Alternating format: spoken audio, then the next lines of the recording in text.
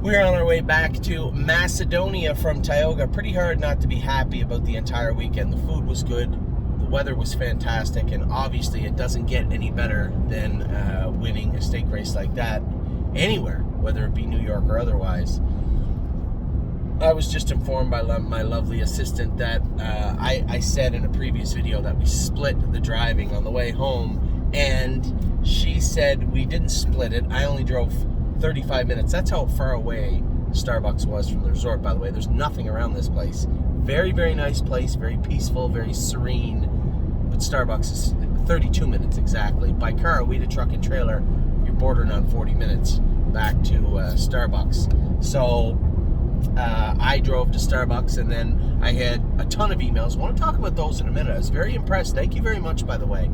A ton of emails from people either wanting to sign up for the Ohio partnership, purchasing partnership that we're putting together, or asking questions. The fact that I got very few structural questions about the group means that maybe the video was as informative as I hoped it would be. And the questions I did get, it was never the understanding of the group, just minor situations. I gotta stop saying group. Minor either points that were being made about the partnership or questions about the finer points of the partnership. So that was great. We got to Starbucks, got our drinks, and we were on our way. Now Amy has driven the whole way back from Starbucks. I think it's worth mentioning. She made it a very poignant argument that I only drove 35 to 40 minutes of this entire trip home, but that's good too. It allowed me to get all the emails answered.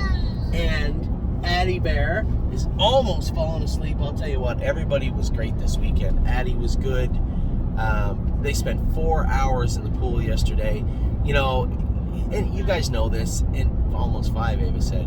You guys know this. You know, when you're going through life, there's things that you just take for granted, right? And I do also, everybody does.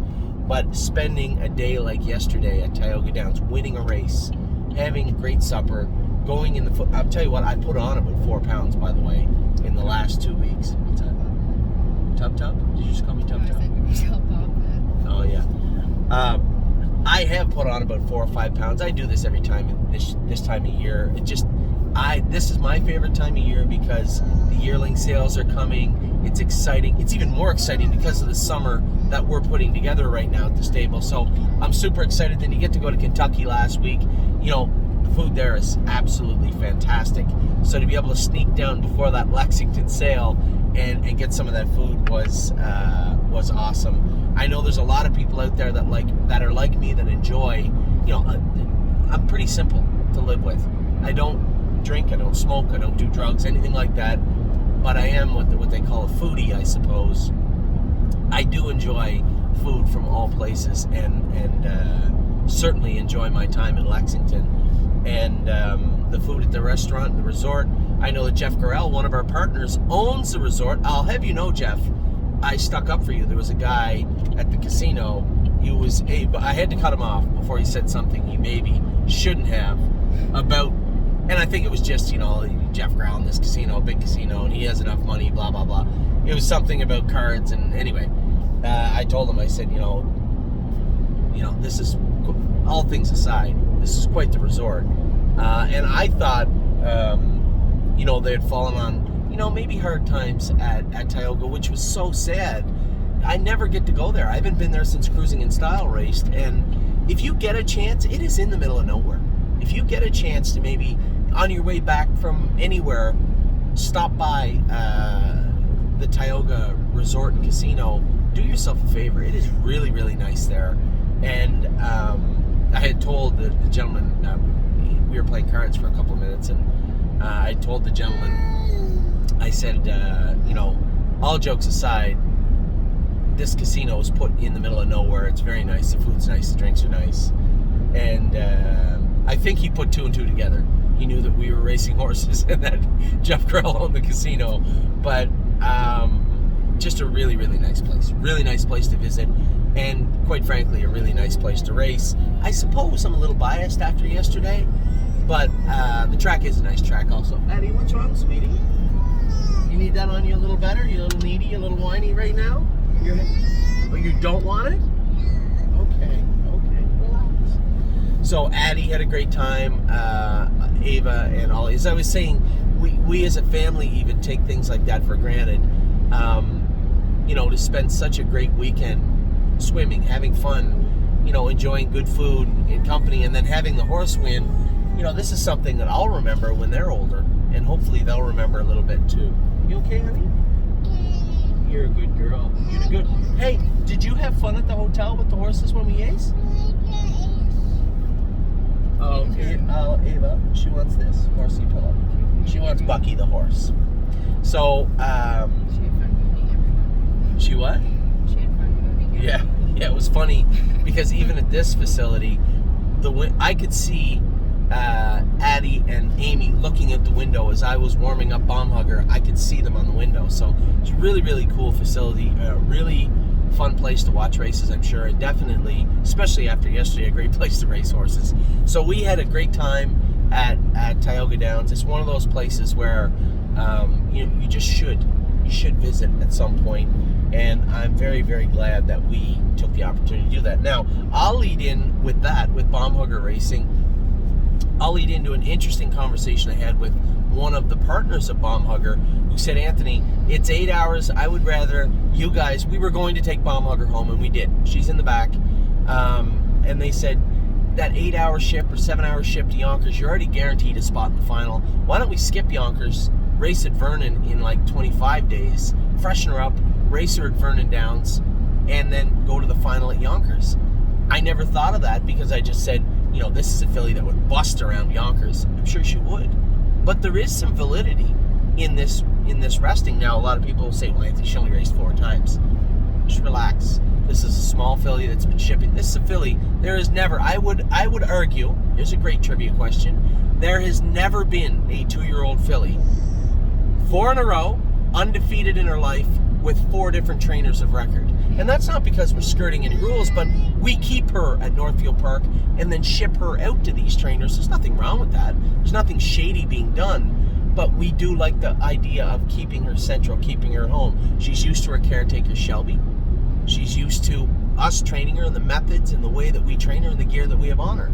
And I wasn't going to do it. I've spoken many, many times this year about how, okay, after Batavia, we're going to send her to somebody else. After Tioga, we'll send her to somebody else. But she just keeps responding so well, even with the shipping, to the program we have her on.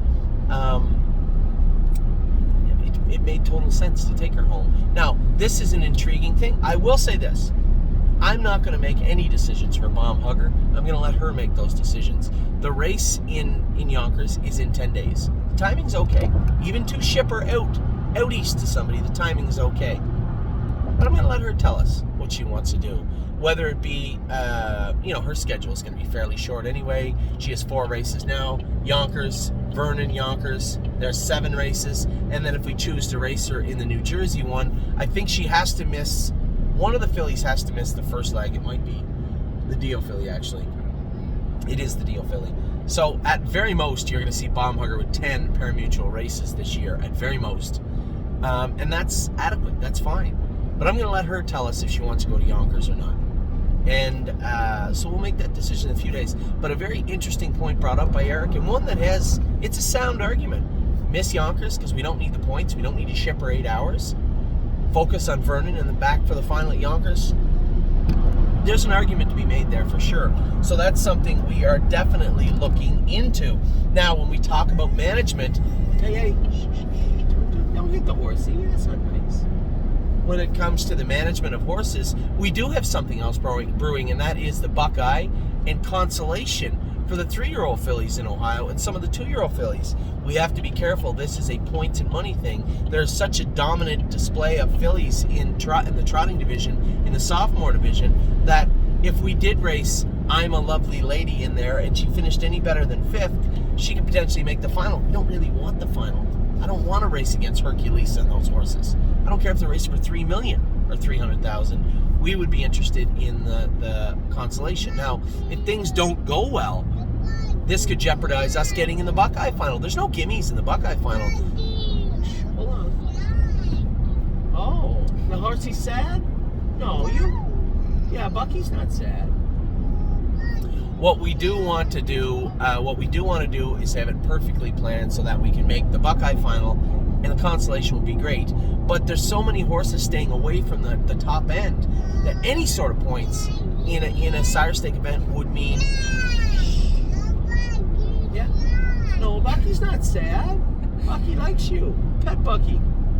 Brush Bucky. Give Bucky a brush. So I think realistically, this is going to sound weird, but My Jazz and even a Rose Run Why Not, who can't make the Buckeye final. Hey, who can't make the Buckeye final?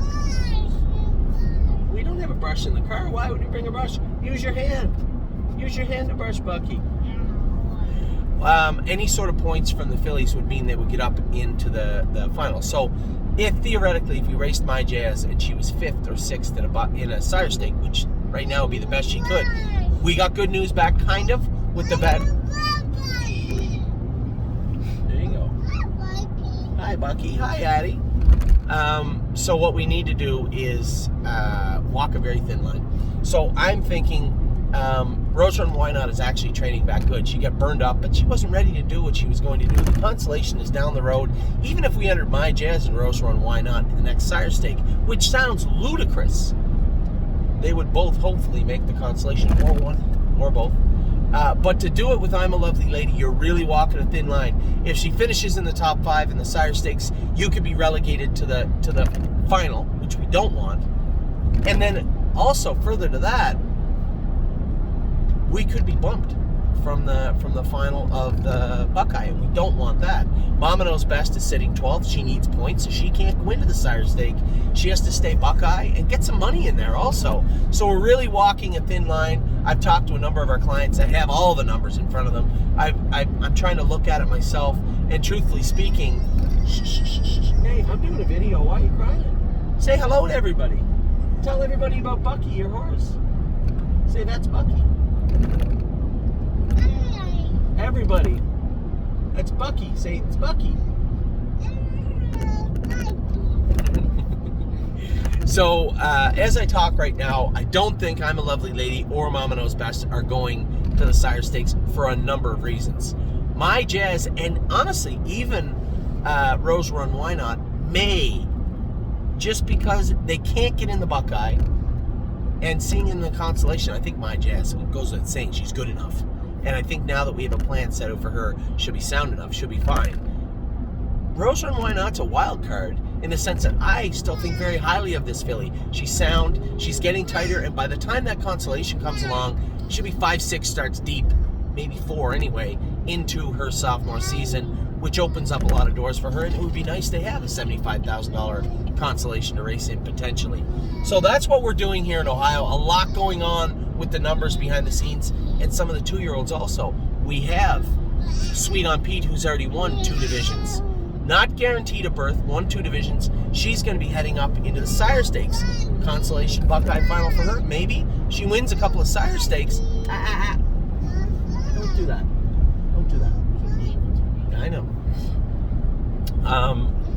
So Sweet on Pete, and then we have Of Tom coming down. You're talking about consolation Buckeye. There's just a lot going on here. So we're on top of that. We're working on that behind the scenes. Now, most importantly is to talk about the partnership. I was so impressed with the response early this morning. I mean, you guys have only heard about it for 4 or 5 hours, and we already have a lot of spots sold for the Buckeye partnership. And honestly, somebody messaged me and said, Anthony, I mean, you know, as a small person, a small buyer, what options do I have?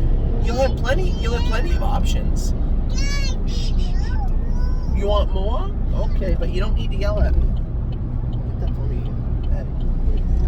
So what we're looking at doing is putting together this partnership to buy the horses. Realistically, the entire plan is to fund the sales before the sales. That allows me to do my job with the utmost confidence. That's what it does. And bringing that revenue into play beforehand is vitally important. So I know that there's some smaller owners that own 1% here and there that want to get involved, and we're going to allow people to do that. How many spots we have left over in that group setting for those people? will depend on the demand heading into the sale. I don't want anybody left behind, but make no mistake, I'm not going to turn down an opportunity to ensure that when we go to the sale, I have a check to write for the horses we just bought.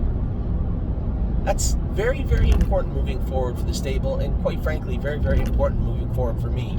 The stress level and the anxiety that I have, I can take a lot. We built the stable hustling and making sure that we can have horses for everybody to buy shares in, and we will.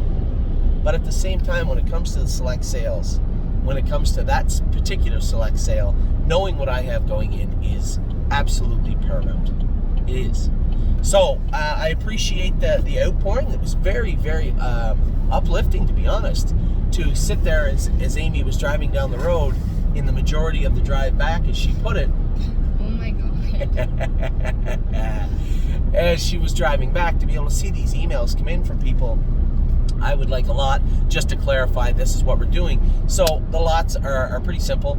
We're going to put together $250,000, and we're going to divide the vast majority of that up into, I guess, 75 lots is what we'll do. Each lot will be $2,500, and each one lot will represent 1% of every horse we buy in there. Now, the beauty of what we've been able to do and what Eric has been able to come up with is that each share will be yours, and you'll be able to put whatever you want up for sale. So say I had somebody say, Anthony, I just really want trotting colts or trotting fillies. Hey, I just want the Pacers. Hey, I don't want the Pacers.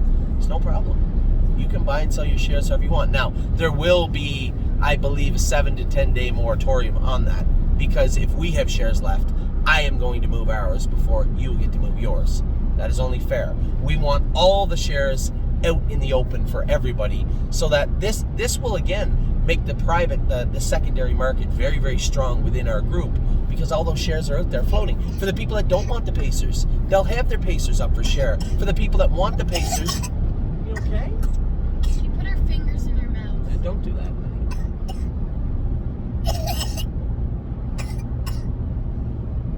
Goodness. So it allows everybody an opportunity to buy the shares they want, everybody an opportunity to sell the shares they want. It is the maximum amount of flexibility that we can offer right now at the stable. So thank you very much, Eric, for taking care of that and getting it done.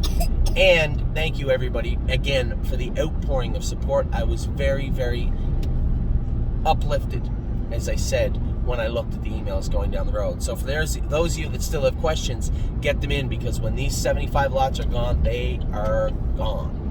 Anyway, we'll talk to you all very, very soon. I hope you all had a great weekend. I don't know how you possibly couldn't have had a good week at the stable. I know I did.